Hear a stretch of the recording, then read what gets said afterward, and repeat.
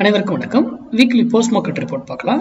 நம்ம pre market அனலைஸில் Saturday Sunday லீவ்லேயே அப்டேட் பண்ணியிருக்கோம். இந்த வீக்கான மே ஃபர்ஸ்ட் வீக்கான அனலைஸில் எங்கே போனால் ரெசிஸ்டன்ஸ் எடுத்து மார்க்கெட் இறங்கிறதுக்கான வாய்ப்புகள் இருக்குது, எங்கே போனால் சப்போர்ட் எடுத்து ஏறுறதுக்கான வாய்ப்புகள் இருக்குன்றதை மென்ஷன் பண்ணியிருந்தோம்.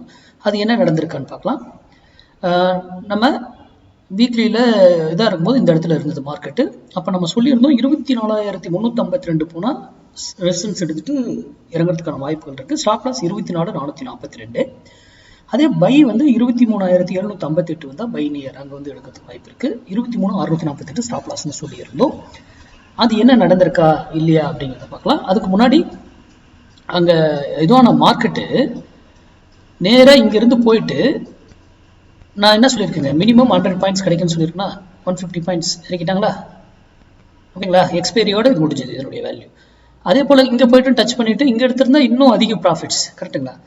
இப்போ புரியுதுங்களா ஏன் இதை வச்சு ஆப்ஷன் பையிங் பண்ணக்கூடாதுன்னு சொல்கிறேன்றது? என்னைக்கு என்ட்ரி எடுத்தது? ஃபர்ஸ்ட் டேவே என்ட்ரி எடுத்துருச்சு. டார்கெட் என்னைக்கு கொடுத்தது? 3வது நாள். அது வரைக்கும் அப்போ ஆப்ஷன் பையிங் பண்ணி வச்சுருந்தா என்ன இருக்குங்க, பொசிஷனல்லி ஹெவி லாஸ் எல்லாம் கிடச்சி போயிருக்கும். கரெக்டாக? இப்போ புரியுதுங்களா இந்த மெத்தட் ஏன் வந்து பொசிஷனில் எடுக்கக்கூடாது, இது ஆப்ஷன் பையிங் எடுக்கக்கூடாதுன்றது? அப்போ நமக்கான டார்கெட்டும் அது கொடுத்துருச்சு. இது 52 வாரத்தில் 44 வாரம் டார்கெட்டு பர்ஃபெக்டாக என்ட்ரி எடுத்து கொடுத்துரும். 8 வாரத்தில் என்ட்ரி கிடைக்காம போகும், இல்லை ஸ்டாப் லாஸ் ஹிட்டான ஆப்போசிட் என்ட்ரி எடுத்து ப்ராஃபிட் கொடுக்கும். மந்த்லி லெவல் தான் பவர்ஃபுல், மந்த்லிக்கு அடுத்து இயர்லி லெவல் தான் அதை விட பவர்ஃபுல். அதனுடைய லெவல்ஸ் எல்லாம் ஆல்ரெடி நான் வீடியோ அப்லோட் பண்ணியிருக்கேன், போய் செக் பண்ணி பார்த்துக்கோங்க. அப்போ இந்த வீக்குக்கான ப்ராஃபிட்டும் கொடுத்துருச்சு. நம்ம மேக்ஸ் சார்ந்து மட்டுமே பயன்படுத்துகிறோம். அது இன்ட்ராடேவாக இருந்தாலும் சரி, பொசிஷனல் இன்வெஸ்ட்மெண்ட்டாக இருந்தாலும் சரி.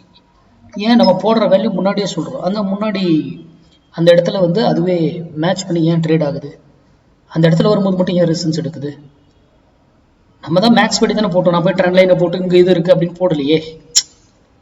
மேக்ஸ் கால்குலேஷன் வரும், அந்த வேல்யூ அங்கே போடுறோம், அவ்வளோதான். அப்போது சிந்திங்க, மேக்ஸ் சார்ந்து படிங்க, அதுக்கப்புறம் ட்ரேட் பண்ணுங்க. நன்றி, வணக்கம், வாழ்க வளமுடன்.